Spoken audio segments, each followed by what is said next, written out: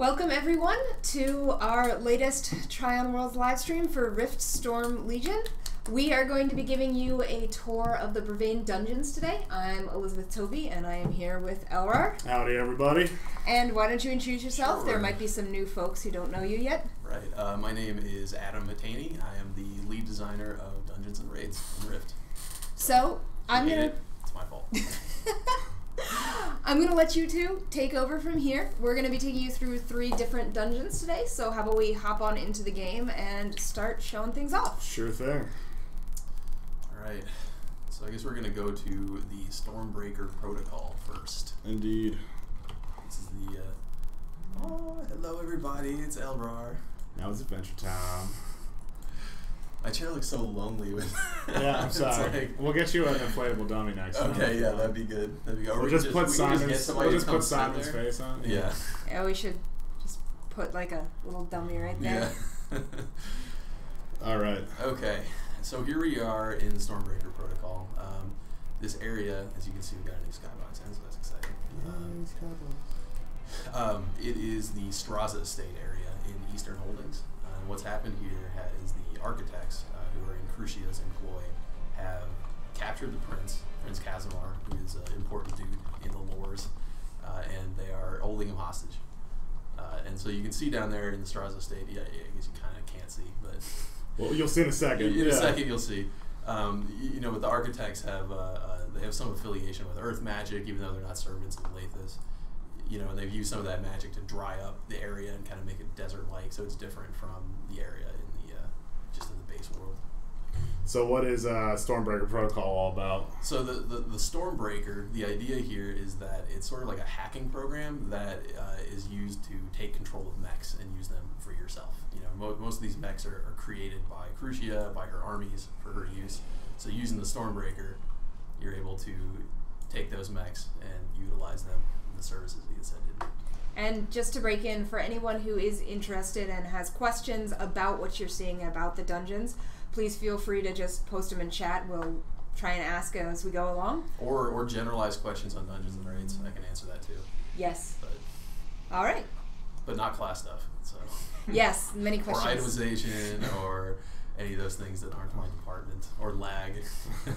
Also not my department. So, should we jump down? Yeah, we should probably jump down. Alright, let's get this going. Hulk smash, except for when James... Oh my god, once again, I fail at jumping. Oh man. Fail at jumping. The one sliver you can't jump through. I can't. There you go. So every you jump down to what would normally be the bottom of the lake, but it's all dried up. It's just a big crater now. You know, as the mech, you can see you have lots of interesting abilities that do many numbers of damage. You have a super jump, and when you land, it does a shock wave. You have a flamethrower. You have a shoulder-mounted, like missile barrage attack. You have melee combos. I'm gonna have to pin my HP here, I think. Yeah, so yeah. It's balanced for a group with mechs, so him just by himself is gonna get beat up. So he's got cheats. Yeah, this is designed for 5 people. All right, what's up, spiders? Oh god. Here comes the bomb. If you're careful, you could actually double jump. If you jump right as you touch the ground, you can double jump higher and then land with a bigger shockwave. Look at you, Mister Full of knowledge. That's right. Yeah, factoids. Oh wait! I got this. Come here, spiders.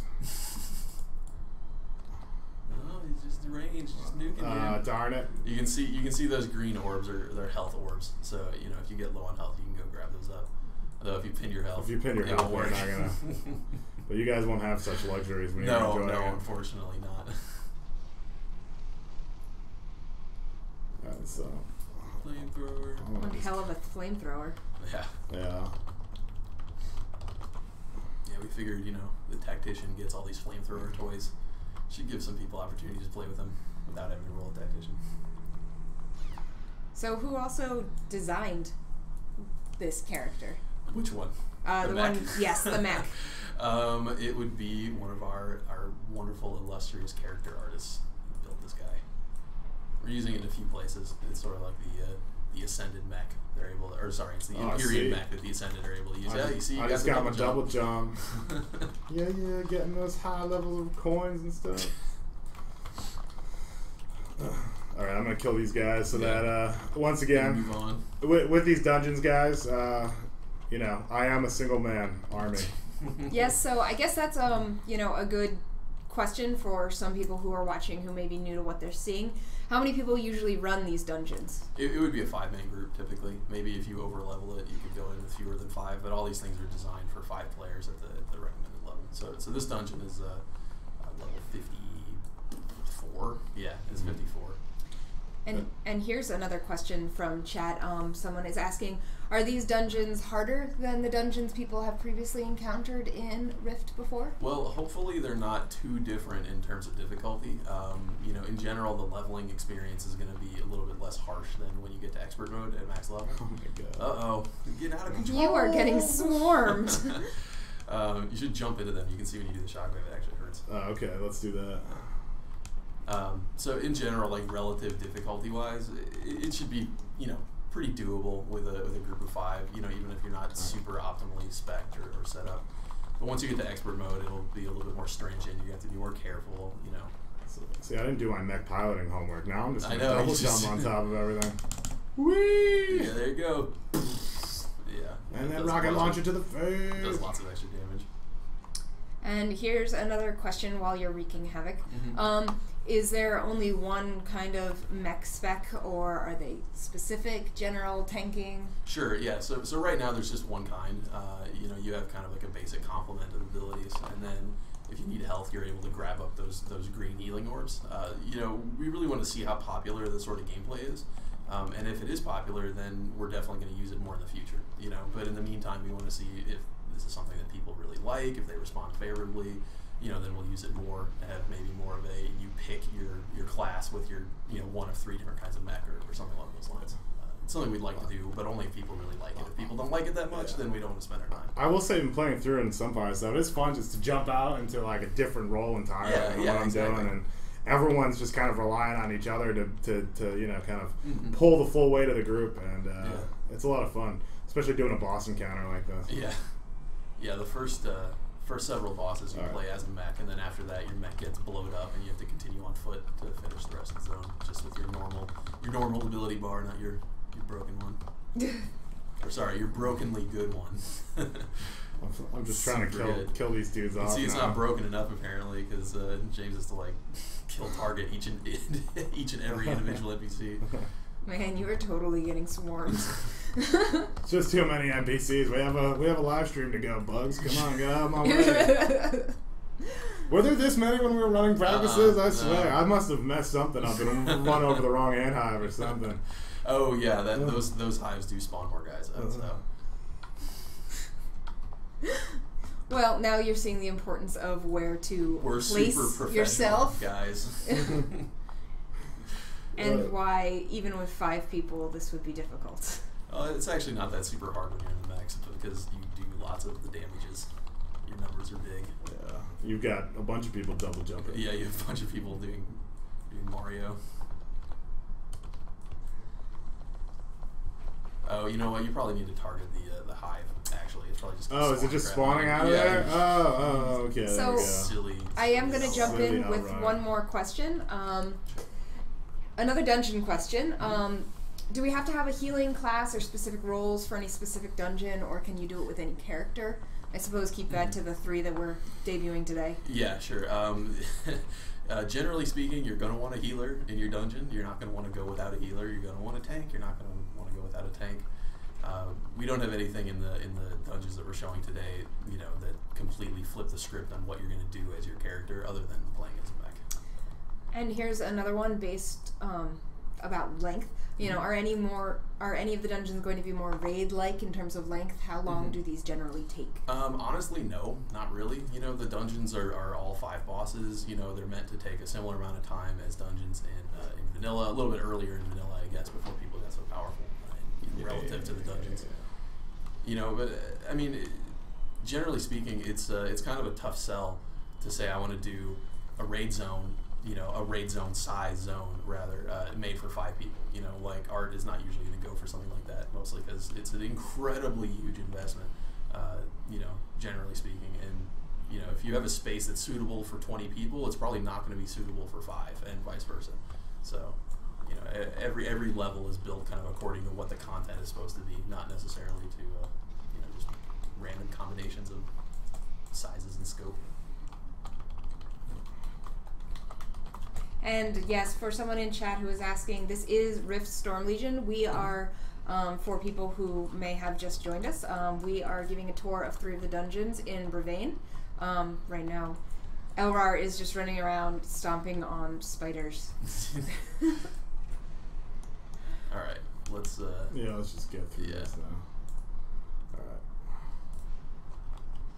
You spun around so much, I can't tell where you are anymore. Yeah. I'm in, I want to go... Which way? I need to go up. Yeah. Okay. This way. Actually, we're just gonna kind of do a little a tour of the ramparts. Here's a good question as you're flying around. Can the mechs dance? I do not believe that our illustrious animators have had time to put in a dance animation for the mech. I will, however, put it in as a request. Stretch goal, polish task. Maybe we'll do it. Probably 2.1 or something. It would be nice, though. I agree. And so back into the action, we are now sort of doing a bit of a cheat to skip you through. Where are we headed? So we're moving up to the first boss here. One of the architects. His name is Citybreaker Zade, and he is one of the bosses that you fight in your mech suit. So he's got some explosives around his area. You can blow him up with stuff. Very exciting. Probably won't look as exciting with one person, but trust me, it's pretty exciting. So somebody noticed as we were flying around that this is a fairly large dungeon. Mm-hmm. How does it fare in terms of size based on this place is very honking big. As a rip of an area that's in the world, it's exactly the same scale and layout as the Strauss estate is. Luckily, your mechs run a lot faster than you run. You're essentially mounted the entire time that you're on mechs. And then once you get kicked off the mech, you're largely in sort of an urban type environment, so it's not quite as lengthy once you are no longer in your suit. It is a very big space, though. You're right. That was one of the challenges kind of approaching this, was how to enable people to traverse this area in a reasonable amount of time, given its extreme size. And so back into the action, what is going on right now? So the Citybreaker is looks like he puts bombs down that you need to run. Oh, you got hit by one, and he's got like a wave AE, like a front and then a behind. Yeah, and knocks you back and forth. It's like a cleave-shaped donut attack. Yes, there's the first part of the donut, outside the donut, very outside. Getting out of the donut hole. That's right. And again, there would be 5 people fighting this right, guy. Yeah, so he might seem really slow, but yeah. Yes. He's also got a stack of minus damage buffs on him that you have to do mechanics to get rid of. So he's especially invulnerable right now. Yeah, and eventually he starts dropping the TNT things and stuff, right? And you can well, you use the TNT on him to bring the shield down, but yeah. So you can blow up the barrels. Time to end him. Yeah. So what's his story, real quick? Anything we should know about this guy? He's essentially just the vanguard of the architect force. Gotcha. He's a siege specialist, and he's setting up the explosives so they can just raise the city. Yeah. And you explained all about their evaporation earlier, yes, right? the water that's normally there is gone. So yeah. There's a request for you to close the ability. Sorry, I need to use it. Unfortunately, I can't use my hot buttons while in my mech. So his cheat buttons. He needs to cast them from his book. There you go. We'll just move on. There Victory. we go. And now it's closed. Yeah. All right. I know, guys. Sorry. But we really want to preview all this awesome content for you, even if we got to do it a little crazily sometimes. So it's live streaming. It's the future. Things just need to catch up with it. That's right. That's right. We need to do development this way too. Seriously, when you develop your dungeons, just go, how can Elrar live stream this? Please. Is this easy for him? Yes, no. It'd probably be pretty dull, right? You put a camera on in this room right here where we do pre-pro, and it'd be us sitting around about like this. Who's got an idea? Oh, nobody? All right, take a drink. So here's a question about armor. Mm-hmm. Will there be upgradable armor? If that's what I just scrolled past in these dungeons, what kind of loot drops? So I can't speak too much to not to finish that. Did you open the map? Yeah. It's very perfect. You're showing the map again. It's super awesome. It's super. Oh yeah, MS Paint Arrow. So I can't speak too much to what Josh has done with the loot. But there are upgrade paths for armor. We have a new kind of crafting type UI that shows you how to upgrade things a little bit more clearly. If you have done Infernal Dawn or if you've done any of the weapon upgrades there, you know that it's not super clear. The UI doesn't help you very much. And if you put a rune on your gear, you now can't upgrade it or whatever. So we have just improvements to that process in general. I don't know whether the gear you get from standard modes is going to be upgradable or not. I'd have to ask Josh. And here's another good question. What is the story behind this dungeon? Sure. So I mentioned it earlier. I probably jumped in. The architects here, all the insectoid things that you see, they hail from the Dendrome and Ashura, which is way off to the west in Brevane, and the areas aren't open yet, right? But they're sort of under the employ of Crucia, or she's twisted their hive mind a little bit so she can gain control of contingents, and she's using them to attack the Strauss estate and take Prince Casimir hostage. And so what you're doing here is like a military operation. You halo drop in your mech suits, and you have to just smash through their siege and free the prince from the Slag Baron, the Baron guy, Baron Slagstorm. That's his name. He's the guy. I love the name too, by the way. Stormbreaker Protocol. It's like a novel spy novel. Yeah, right. You read it on a beach. Yeah. Okay, so we figured that was going to happen. I failed. So this is like an event, right? You were saying? Yeah. So what you're trying to do is you have Defiant technicians who are trying to blow up this wall for you because your armaments aren't strong enough to actually break through that substance. So the Defiant techs, and they come trying to blow it up, but bad guys also come to stop them. So you just have to stop the waves of architects from disrupting your technicians long enough for them to detonate the wall. So assuming we were 5 people strong and we were able to hold off that invasion and break through the wall with our engineers, now we would be here. Yeah, so through the magic of the internet. Yeah, through the magic of the internet, indeed. So this is Valian the Pestilent, and he is one example of ways that we're using the multi-target tech. So you probably saw this on Volan. I don't know if you watch any of the Volan live streams. If not, you should. If not, you should. But it's very similar. You can attack his arm, and if you damage it enough, it blows up, and he goes into stun state. You attack his legs, and he postures down into a state that lets you jump on his back and do lots of extra damage. So Elrar is gonna cheat through this a little bit. Typically, you'd be nuking it with your mech attacks. But there just aren't enough of you guys right now. Get slaughtered. So pretend that my awesome damage 10% ability is in fact. Yeah. So you can see his arm is exploded off, and then he regrows it after that. And if he kills the legs, then he'll drop down to a crouch, and then you'll be able to jump on his back and wail away. Sorry guys, I'll get on his back as soon as I can. Maybe if you move abilities over a bit drag to the left. Drag it somewhere. No, maybe all the way over on the left. Yeah, like that. That can probably work. That'll be good. Okay. Perfect. Can you get it your way? Oh, okay, there you go. Smart. Yes, that looks great, actually. Good thinking. There you go. So if you see his mouse disappear, it's because he went under the little camera thingy. Picture in picture. So, do they see that, or do they only see the screen? No, they can see you. Okay, this is what they see. Okay. All right. Just so you guys know, they can. We can see the whole live streaming setup on my computer. Yeah. But here is another question. Does gear that you're wearing affect the stats of the mechs? So that's something we've been playing with. Essentially, right now it does not.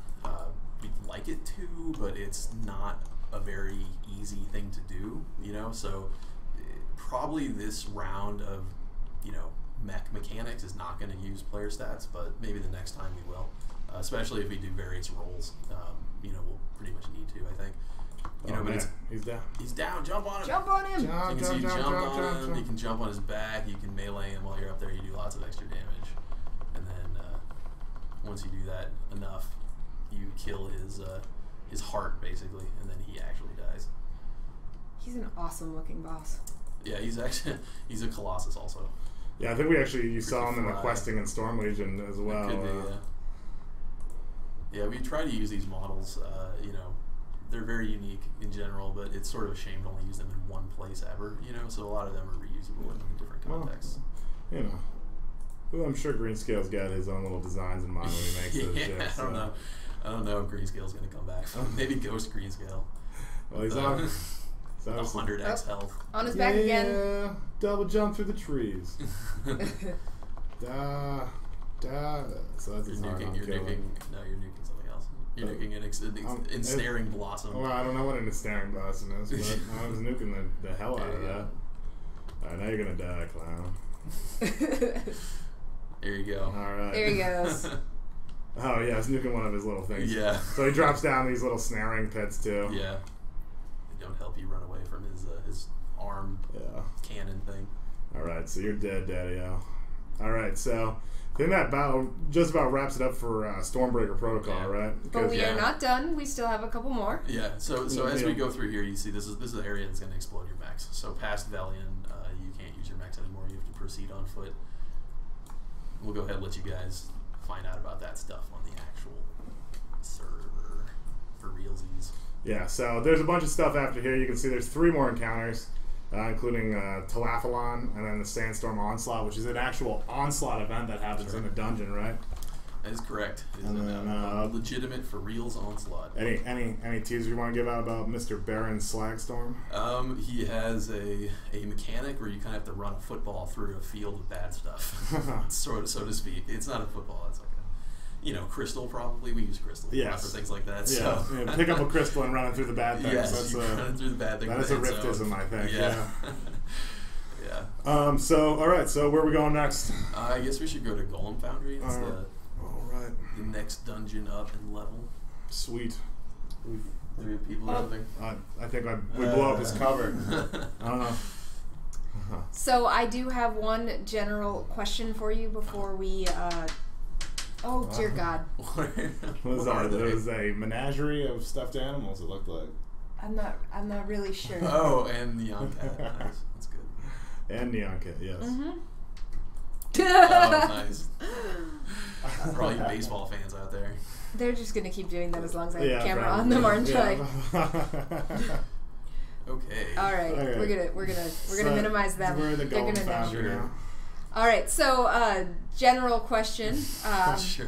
I didn't even know we had that many stuffed animals in our office. They probably brought them in. You should no. You should go look at Deb's desk and look at Alice's desk. Oh, okay. So many stuffed animals. They just overload. So before we get into this, are there going to be any cross-server raid groups? You said general questions are okay. Yes, no, that's fine. I cannot answer that. I'm not a server engineer, so I think that would be a good thing, but that is not in my purview to promise to work on either. So I would like it. Whether or not we do that is probably subject to a grand variety of technical restrictions, so it'd be a pretty difficult thing. All right, well, let's give an overview of this dungeon. What's going on? So, we are in the Golem Foundry. As you can see, it pumps out constructs. And this place is essentially one of several Brevanic vaults that are in the area that used to be called the Eternal City, which is now just Brevane, I guess. Or I guess it was Eternal City before it all blew up. But you'll get more information from that from Gavin, I guess, when he talks about the actual zone. Anyway, it's essentially a technology repository. It's a place that can construct these things. It's been, inactive for a long time, but a Storm Legion dude, the Subversionary Liaz, has located it for his mistress, and he's trying to bring it back online in order to construct specifically Storm Legion constructs to use them for her armies.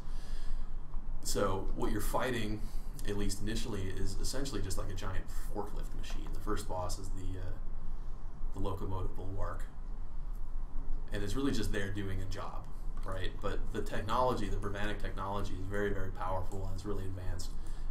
So what to them is just a cargo hauler can also be a pretty dangerous foe. And just to answer some questions in chat, what level should you be for this dungeon?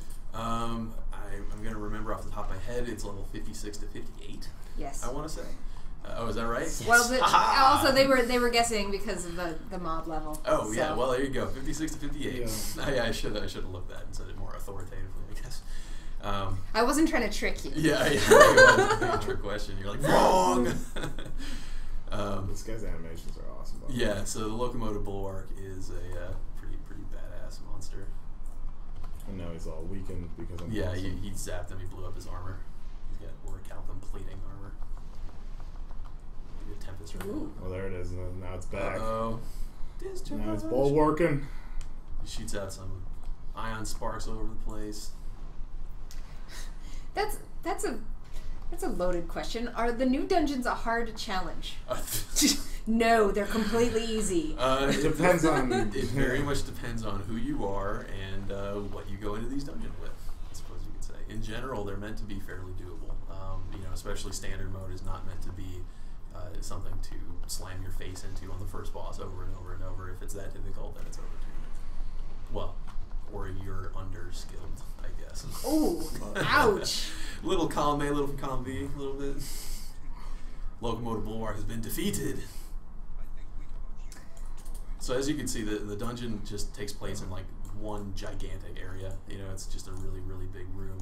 And so, as the various boss encounters and the population changes, you can see the modifications being made.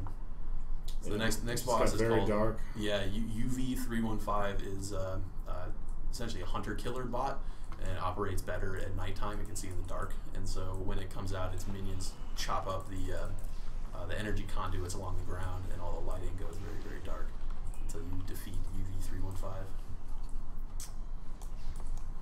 And so here's another question. Are we still going to be doing massive pulls in AoE, or are we going to need CC abilities? Just reading verbatim. What did they really say? I see what it really says. It says that's capital N need. Okay, well I didn't read that second part. In general, CC is rewarded, but it's kind of a tough sell to say if you don't bring CC, you cannot do this. So with most things in our game, you could overpower it if you don't have the tool. If you bring somebody with extra gear, or if you decide to go low DPS and instead bring an extra healer, something like that, you might be able to just brute through it.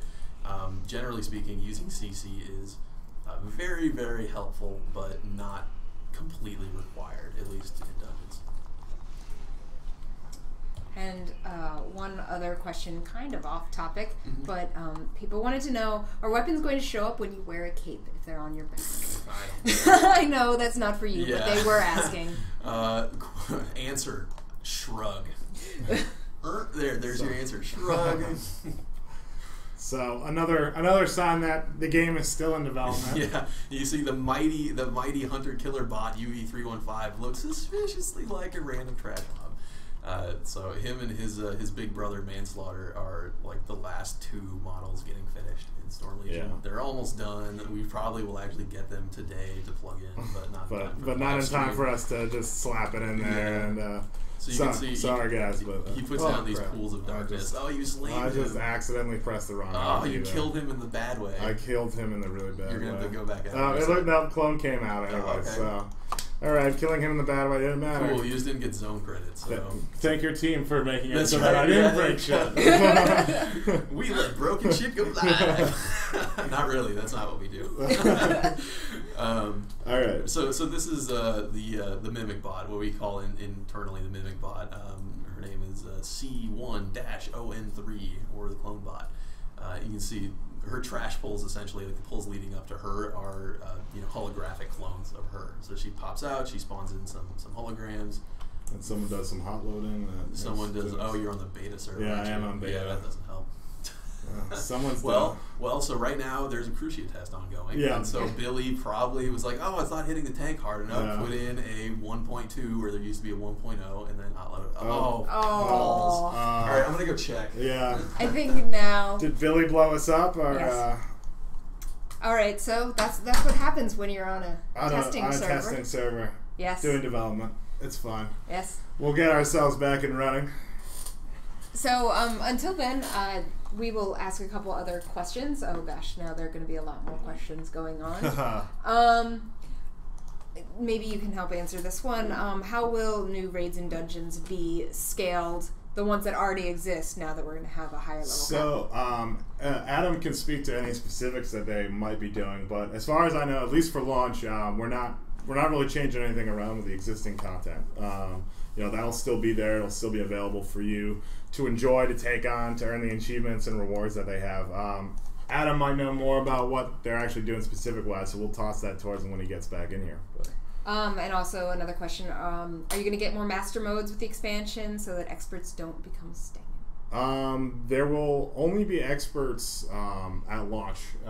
Again, Adam is the master of the master mode stuff and all those kind of questions. So, but yeah, you'll have the experts to enjoy. As far as what's beyond that, we'll ask that again of Adam. Sorry, I keep passing the buck on these, but. One thing to know, though, is that with Phase 3 of Tempest Rising starting today, Exodus of the Storm Queen has unlocked. So yes, that is the first Storm Legion dungeon. We are not showing it here because it doesn't take place on either Brevane or Duskin, and the fact that we did a whole live stream where we ran through the thing itself just a couple of weeks ago.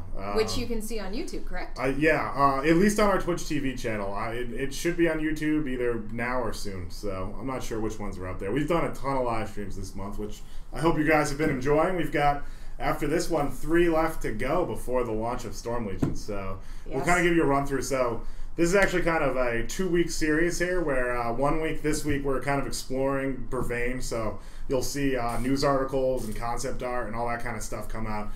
Surrounding around Brevane, kind of explaining what's going on with Brevane. So on Friday, we're showing you the dungeons of Brevane today. On Friday, we're actually going to go and tour the zones, the open world areas of the continent itself, and get you a little bit more info about the lore, kind of what's going on in each zone, the movers and the shakers. And then we're going to do the same kind of setup next week, only with the continent of Duskin. That's the Death and Storm themed one. So players will be able to see the 3 other dungeons that are included there and get to tour all the zones next Friday.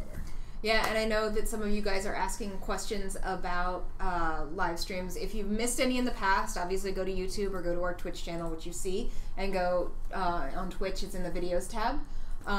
Also, we are going to continue live streams for all of the Tryon games, even past launch, so never fear, there's going to be full live streaming content from us for the foreseeable future. Sweet. So it wasn't Billy. James is looking into it. Okay. Our head of engineering. All right. So there we go. You just saw Tryon development in action. Yeah. Something is wrong. Someone is now going to fix it. So. Yeah. First, I walked over to Billy's desk and he went to lunch. I don't know. Just so you guys, if you guys wonder how we do things pretty quick around here, I know we don't do some things as fast as you might want to. You just saw me walk out, go to engineering, and come back. Spanning across all the way to the other windows, if you can see them all the way in the back, is pretty much the Rift development team with the artists over the right, and that basically means that we can just stand up and yell, "Things are on fire," or "Something's not working." And we do that a lot. Yeah, and or "What is the deal with this thing?" And you get an answer pretty rapidly. So yeah, I think we're good to switch back in the game now. Oh, right. Okay. So we had a couple questions. One was about experts. What's the plan for master modes and experts? Sure. Okay. So we will definitely have experts, of course, at launch. Master modes are something that we would definitely like to do. Time permitting, of course. They actually. Forgot. You're dead, son. Forgot. That's right. Dungeon collecting some skulls. You're gonna die again. You're gonna die. We're super order of guys. operations here. Please forgive my dear Aunt Sally. Yes, you are currently dead. Yeah, I was trying to see how much HP I had, so that way I could do. I could pop myself up and not be totally dead. Anyway, long story short, master modes actually take a really, really long time to develop, and if there's enough interest, we will do them. We don't have any for launch. We've had our plates pretty well stacked full of. Lots of just regular work. I've really hosed myself here. Okay. Oh, well, maybe. Wait, maybe we just had a little bump again. Maybe James just fixed the server. Maybe that was them fixing the other way. Server. Yeah. We haven't gone back into the game yet. I see. Okay. That's okay. Well, I took it off of you just to save you from lying there dead while everyone laughed at you. So that's like the bonus of this whole experience. Right? Is watching how things mess up. My favorite part of the Exodus stream was when James was walk into the cleave and got one shot. Yeah, that was good. All right, we ready to jump back in? I think so. Okay. All right. So, like I was saying, the Mimic Bot goes and puts down holograms of herself, and you have to kill them a couple times before you can fight the real Mimic Bot. She's really cool, though. I like the model we got for that boss. Yeah, I think we've actually used. She was one of the first models that was done, so we used her in the Harbinger live stream. Because, yeah, that's good. Yeah, it's a great model. It's generic completely enough. Out of context. Yeah, it's generic enough to be used on whatever, which is what I like. So there's some models that are hyper specific and they're really really cool, but you want something that you can at least use maybe more than one place. So and slap on the front of a Svedka bottle. Yeah.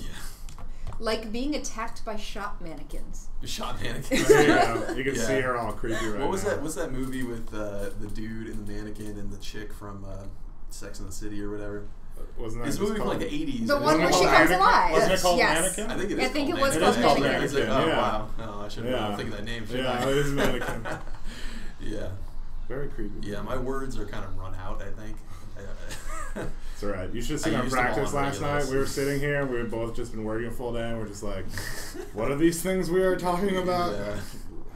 Yeah, it's working pretty hard here, guys. Coming up on release. I know. A lot of things to do. And he's giving so much of his valuable time to us It's not that to show off his. It's only semi-valuable. Well, okay, don't take my price and compliment. Your time might be a diamond. You're mine's worthless, like and I'm going to drag you in here and use you as my that's good. My beating post. So. Good. All right. What is up, clone? So there are a couple other questions. I know someone is asking what specs we are running on. Just so you guys understand, for the streaming setup, we have a computer that's running the game, and then obviously the streaming machine. And I believe these are i7s with something like 8 gigs of RAM. Yeah, they're not super top end, but they've got decent hardware. We can look that up and let you know later. Yeah. If you want to hit us up on the forums. I'm sure he meant computer specs and not what spec is Elrar playing. I think, well, they said my game is never that smooth. Yeah, I don't think they were calling Elrar smooth. Yeah. Burn! How can I play like James? Dude, you should put out a DVD series, Play like Elrar. Play like Elrar. Volumes 1 through 9.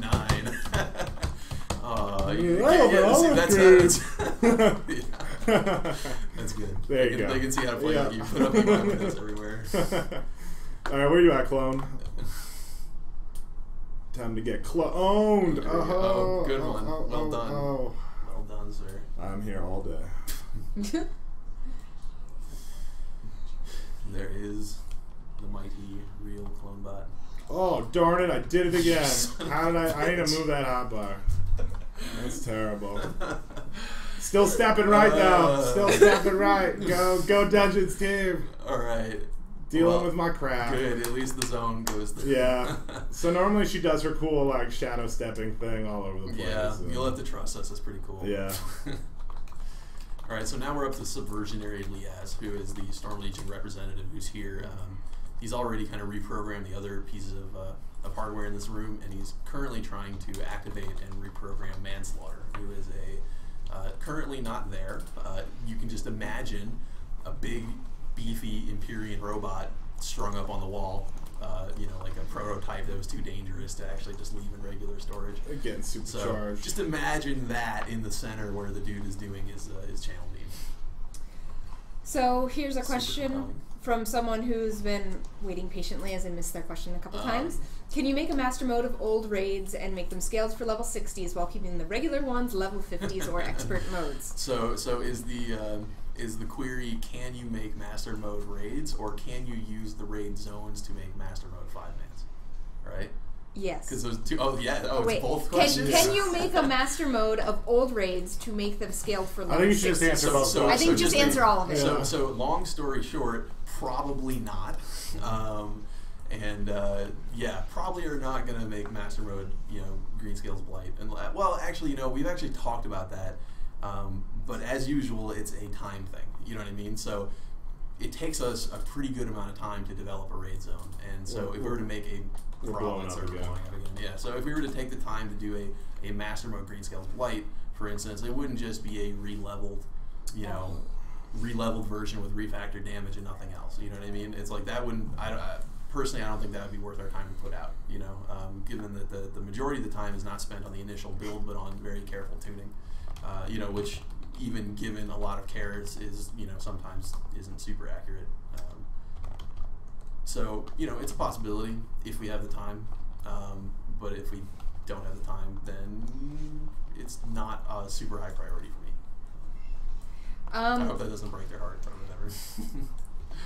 It's over between you. I'd rather do new stuff. If I have a choice between spending a unit of time on new stuff or spending a unit of time on, you know, like kind of re-leveling old stuff, I'd much rather spend it on new stuff. And question for someone who asked earlier, having missed the cleric stream, if you go to MMORPG.com's Twitch channel, you can see it there. We're also going to be uploading it to our YouTube sometime this week, so stay tuned. You'll see it on our social media when we put it up. Back into the dungeon. So I'm just kind of killing some mobs that are surrounding the boss right here. Once again, you can see the guy who we're trying to get to fight. He's up there on that pedestal, and you took the slash kill target off your bar, right? I did. Okay, all right, yeah. Cool. I mean, it's not gonna just be like, yeah.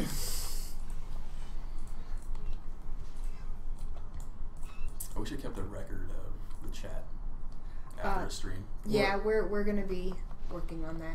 Yeah. Is that a thing you can do? Yes, Okay. actually, it's a thing we can do, just not yet. For those of you who have been watching our streams for a while, you probably saw during Extra Life a guy named Greg. He's been hired on to help us level up our live streaming, and one of the things that we're going to be doing is archiving your chat so that we can try and grab some of your questions. Of course, the more you guys chat, the more difficult it is to read the entire log. Yeah, so. yeah, of course.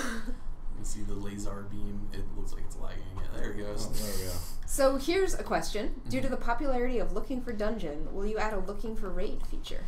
You know, that is something that I would definitely support, generally speaking. You know, if WoW is any indication, it opens up raiding to an incredibly large number of people who would typically not take part in that kind of content. So as far as that's concerned, you know, I think that it would be a really good thing to get more raid content out to more people, even if, you know, it's not necessarily the same difficulty or same reward level, you know, as standard mode or whatever. However, of course, there's you know, that's an enormous tech project to do. So theoretically and philosophically, I completely support it. Whether or not it's something that we as a team, you know, have the time or the budget to put in is, I don't know, question mark. Oh, we missed him jumping into his mech here. Oh, but sad face. yeah. But normally he would he'd jump off his pedestal right into the mech, right? Yeah, that's right. And then blow my head off And there. blow your head off, probably, yeah. You can see he puts out some turrets, he just does some, you know, generally techie type mechanics. You defeat him. Oh, so what's his story besides opening up the Golem Foundry? Is he a big player at all in the Storm Legion? He's essentially like an up-and-comer, right? So he's gotten a mission, and he's trying to perform it to the utmost of his ability, and he's done a pretty good job, you know, until they decide to get there and mess it all up for him. So I would have gotten away with it. Yep, exactly. Oh, I mean, that's the story of almost every scenario where you get there just in time, whatever the just in time is. I think we need to tell our marketing team to start including Scooby-Doo. Okay. Dude, that might cost, right? Hanna-Barbera heavyweights in the animation world, aren't they might be. You know, they're going to litigate. We'll have to come up with our own Talar and Scooby-Doo. I think we could do that, probably. With a corgi? Yeah, seriously. A big scaled-up corgi. Alright, so the Subversionary was defeated? He was defeated. Kill him? I didn't kill him with my button, but he just, he's gone. Okay. Oh, there he is. Okay. I guess I just killed him with my... No, that's the sun. That's there, no, he's over there in the back. He's probably getting ready to do his... Oh, is he doing his thing with... His turn on. Okay. No. So what happened was the manslaughter spawning vignette is what happened in that little gap, right? But since manslaughter is, you know, just like his brother UV113 still get, or 315 or whatever, still getting finished this week, he's a little sad face. So normally there'd be this big epic, oh my god, mech is coming down, you're like, what the heck is that? And lasers start shooting everywhere. The animations are so beautiful. Rolling faces. Yeah, that's the idea. If we have time, maybe next Tuesday we can jump back here and if they're in. Just to show. Oh, I did that again. How did that wind up there? I thought I moved it. Oh my god, you guys. This is the worst. Okay, Manslaughter, what's up? I just owned you. And that's Golem Foundry. Alright, so let's go to the Empyrean Core, I guess. Yes. Where we will see each boss. I have an itchy trigger finger. And then fall over dead. We don't want you to actually see the boss fights. No, that's really it. You want screenshots from the stream for later. I'm protecting all of Adam's work, so you guys can't just go make your strats and stuff. Yes, it is true. We don't want to show you exactly how we think it should be done, so you guys can figure out how you think it should be done. All right. Yep. So where are we now? We're back to the beginning of all live streams right now. This is the first room we started in the Harbinger live stream. Oh, so nice. we're in the Empyrean Core. So you guys, the last time you saw this, there wasn't anything in it. It was completely empty and very much still work in progress. All right. So, like you said, this is the Empyrean Core. It is essentially a power plant. You know, it houses a really, really powerful. It's not a crystal, I guess, but it's something like a crystal. And they use it to, or rather, Salvarola unleash the power here to destroy the city, to destroy the Eternal City. Sorry. And I know that you're fighting right now, but when you get a chance, somebody was requesting to see the ceiling of the space. Oh, sure. Yes, I figure you need to be focused right now on. So the point of this place, you know, besides its original intention as just a power plant, essentially. Is that they're growing and harvesting the plant needed to make elixir in this place. And elixir is used on the mutants and the beast lords to keep them from completely losing their minds. Right? So, the beast lords were nobles, and one of them was the son of the king, Prince Caliban. They were tempted by Salvarola, who's sort of a Svengali figure. He promised them incredible power. And he came through with his promise. He gave them all kinds of power, but he gave them no means to control that power. And so, they all shifted into forms that matched, their sort of innermost desires or compulsions. So all the beast lords are just monstrous forms, completely not people anymore. But the only way they can maintain their sense of identity is to continually be dosed with the elixir that keeps them from going completely insane. So Prince Caliban, who's the most powerful and the leader of the Beast Lords, comes back here periodically to get dosed from Dr. Perfidus, who's the mad doctor in this dungeon, who's sort of in charge of the elixir production process. This is the first room. It's basically like a grinding mill. It's just a big piece of machinery that helps them refine the substance. This is one heck of an intricate mill, I have to say. Yeah. I do think that this room is a dimension, or will be a dimension, I think. I know it's one that we should probably use, if not sometime. There you go. Creating content out of his mind. I'm pretty sure that we should use this room for a dimension or not. Maybe the curved walls don't play nice with the... I don't know. I would love this entire dungeon as my dimension. Yeah, right. A rift in the middle. Your house with 5 rooms. Yeah. So you see the people in here are in tanks. They're being experimented on, and so when you approach, they transform into mutants and bust out of their tanks and attack you. And also, just to clarify, what level should you be for this dungeon? This one is max level, so it is level 60, and then the expert version is like a 60 plus dungeon. So we heard this guy shouting. They probably can't really read it too well. Yeah. So that's Baird Bringhurst. He's the father of Michael Bringhurst that some of you might remember from Darkening Deeps, who is in a similar predicament as old Pappy Baird here. So he exhorts you, free me from the tank, just pull the right lever. And, which is the right lever, Which lever should we choose, I guess? We should make it choose your own lever. Yes, do say. Whichever one majority you say, right, left, or center. Which one should we pull? Pull the middle. Spam that chat. Right one. We're going to see it. Center. Left. I'm going to say middle. I think middle's middle. Winning. Right. Middle is winning. All right. Middle it is. Are we going to save Baird Bringhurst from a horrible fate? Baird. Are we going to do it? We can do it, Baird. There's no nervous. Oh, it's the wrong lever, you guys. No. Oh, dear. Oh, look what you did. Now it's your fault. Now Pappy Bringhurst is all messed up. Pro tip, they're all the wrong lever. Before you get upset that you always have to fight the boss.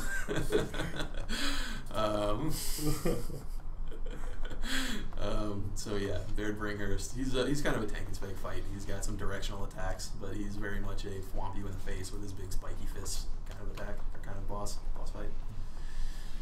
Is that gonna make me run into the shadow of the moon? Right, no, not this time. Just Regulos does that. Look, did you hear that? Move. Oh, no. Oh, you're so good. Move again. Yeah. That's right. I'm not looking for raids, by the way. Yes, he's still looking for a guild. SO turned down his application, unfortunately. So. Punch in the grill, son. Let's hit him up in the face. Finish him. Well done. You ended his torment the hard way. All right. I got my Chain of the Unleashed. For a mage. Always mage gear. Go, guys. Vendors for dollars. So it's your off spec, right? Money spec. Money spec. Yep. Treasure hunter. All right. So now we're making our way towards the next room here. Looks like a bit of a grow room here. Yeah, well, they're it's part of the treatment process. It's like they're harvesting plants from the core of the dungeon. We'll see the heart of the dungeon, a big giant pulsing plant. We've shown it in a bunch of places. People have probably seen it already.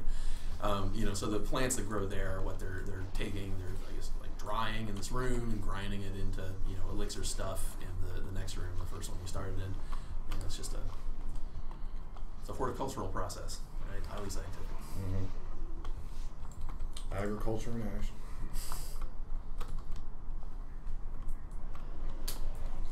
And I did see, if you guys are seeing that there's some questions that aren't pertaining to dungeons or what we're doing now, I'm skipping over them just because they're not ones that we would be having the expert in the room for. So, well, I mean, I can give you answers. They're yes, just probably but he inaccurate. might get beaten up later Yeah. if he does that. So It depends on how correct you want the information we provide to be. Yeah, if you want it to be really correct, then I won't be able to tell you. If you don't care if it's correct or not, you just want to hear words, I can do whatever. Read us a story, Adam. Okay. We will totally have LFR. We're working on it now. It'll be in 6 days. That's not true. Russ just comes, Russ kicks the door, drives around. And that was the day I got fired. All right, so here we have Strauss and Mercutio. So together they're a boss encounter. They're essentially just really strong mutant bodyguards that Dr. Perfidus put in place to protect the harvest. So they don't have a super deep storyline. They're just here to stop anybody who wants to mess up their plans. And with his big muscles and mighty axe, that is what he's going to try to do. I love this guy's model, by the way. It's pretty righteous. Pretty badass as far as mutants go. And then over there you have the opposite. She's super pretty, very graceful. She shoots you with a bow. She's opens a portal to the nether. She just wanted us to get in her little ring anyway. Yeah. So. Was that an innuendo, James? What? No. Oh, okay. You just went all the way. I'm just saying, you're going to be all disrespectful in here. That was the day James got fired. Live stream will be the end of the studio. Yeah, so you have to defeat both of these guys. When one of them dies, the other one goes in rage. So you probably want to try to kill them around the same time. Or go for the if you're total baller mode, then DPS one down and then do the other one full enrage. I don't even know if that's doable right now. Go for the funsies, Is there an achievement for going all out rage on one? I'm sure that there are. Usually, I can't keep track of all the achievements that I haven't made myself. Typically, on a Friday or after they put the beers out, we're like, okay, we have 25 achievements to name, let's do them, and then we just kind of go around the group. You can see you killed the one. There you go. One and it's beer o'clock, and then we start naming. Yep. No, we name most of our achievements after beer o'clock. That is absolutely correct. Yeah. All right, since Strauss is all up my grill, let's just end this so you guys get a better angle going on here. Caliban's bodyguard's been defeated. Oh yeah, he just raged out with his bombs and stuff. Yeah, he goes crazy. All right, well, your bombs. Yep. Congrats. Like my loot. All right, so this is the Mad Doctor's sort of sanctum sanctorium. He's doing his research. He's figuring out ways to develop better elixir. He's figuring out ways to mutate people more severely, and he's using all the Imperian power and the working cores to do that. also be super badass. He is super badass. We definitely, that's one of the models that we kind of doubled down on this time because we got him as a brand new thing, but he's so awesome looking and I don't know. I really like his body shape and the way he moves. And so we ended up using his model with a variant, of course, for one of the bosses in Tower of the Shattered. He's also made into a death boss on that same rig. It's one of the ways that we can get more bosses out of less animation work. Cause we should actually stand them all next to each other just so you can see how different they look. But then that's something that I was always interested in before I worked in games was the process, right? Like how does it actually work? And I know not everybody cares about that, but I always did. So I put that stuff out there. It's an important thing to care about if you want to work on video games. So, totally. For real. Yes, it helps. Yeah, even in community, I don't do any development or design, but it sure helps to know how things get put in the game. Because when you go to a producer and you go, things are broken, and they go, how is it broken? You're like, I don't know. Somebody said it was broken. Someone said things were broken. Or if you're in community, you don't understand how I still feel like I do that too often, but then I just have to go, but I don't stare at your code every day. So all right. And also for those who are coming in saying that being able to see snippets of these dungeons give you an advantage, well, Elroy's not exactly playing the way any of you should play, so please do not take tips from him.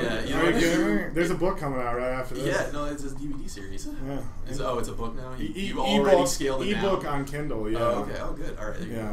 For the distribution power, you got to hit the lowest common denominator. Yeah.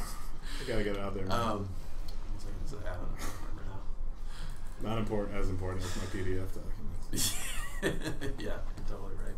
Oh, I noticed that those NPCs are injecting you with elixir, right? So some of the debuffs you're getting are, it's like, you don't actually want the elixir, and so for a crazy psychopathic beast lord, it calms them down a little bit, but for someone like you, it's like a snare and a damage debuff, something along those lines.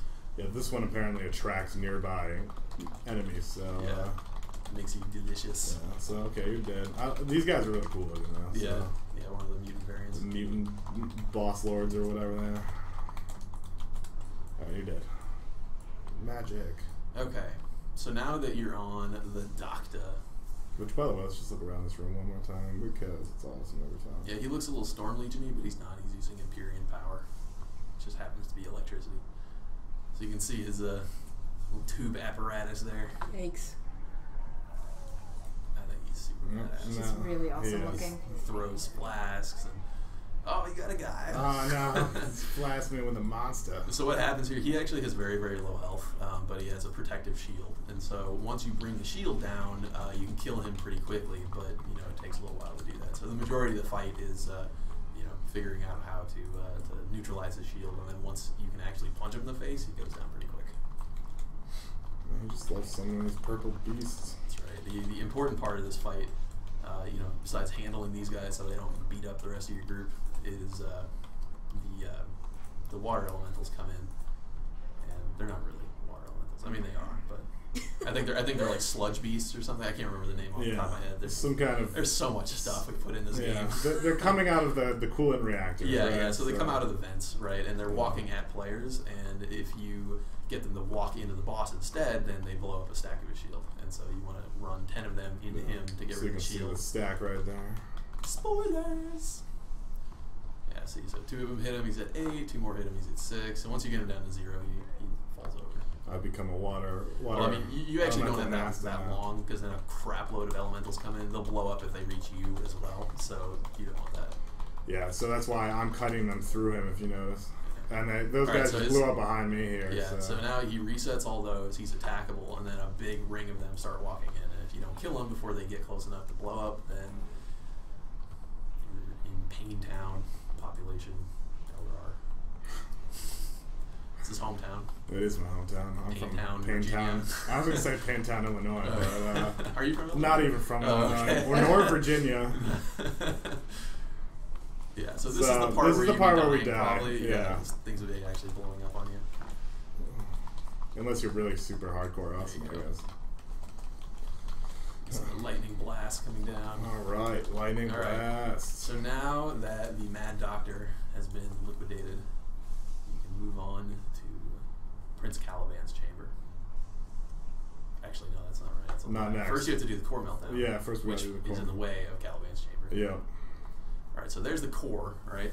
The essentially the heart of the Imperian Core. It's you know, power source that's you know, caused this crazy plant stuff to just grow like the Dickens, I suppose. Trying to be PC for the stream. And so what happens in here is you know, the core is going to melt down, and if you don't kill these guys who've taken the core pieces from the actual cooling area and reseat them and fix the broken core pieces down in the pool, then it blows up and you die. Core melted down. You lose. Try again. Here's a question from a very patient viewer. Do you plan to remove, I guess it's mounts from old raids? That's what he was saying. Just a couple words. Oh, you mean like the achievement rewards? Yeah. I assume. I don't plan to do that at all. I think that, you know, at the time that like a Conqueror mount is, you know, a prestige item, it shows everybody what a badass you are. You know, but after the next expansion comes out, you know, I don't see any reason why that should stay, you know, locked away only to the people who completed it then. It's prestige for a while until the content is, you know, no longer the highest level content, and then whoever wants to get it can get it. In my that's my take on it. And that's you can go back and get your ID Conqueror Raptors with like 11 people or something, you know, once you're all geared out, level 60. And how about or mentor down and do the dungeon, or mentor down and do it totally legitimately for some reason. How about heroics? Will they be bumped up to 60?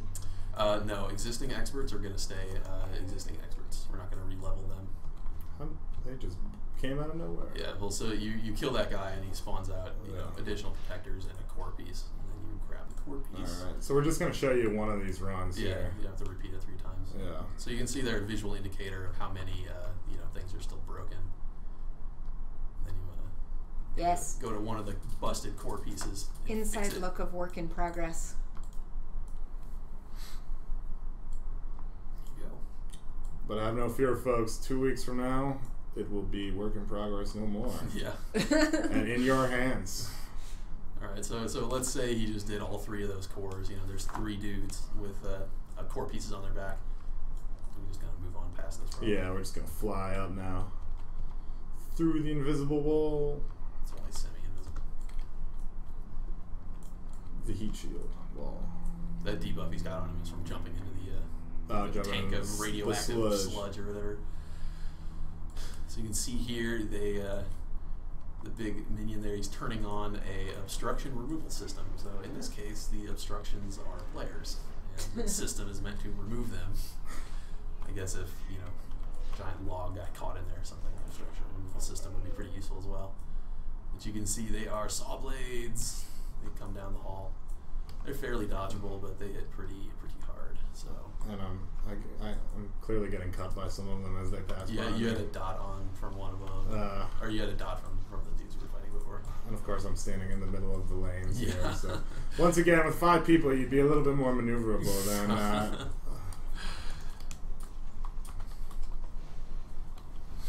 Pestilent Hydromancer.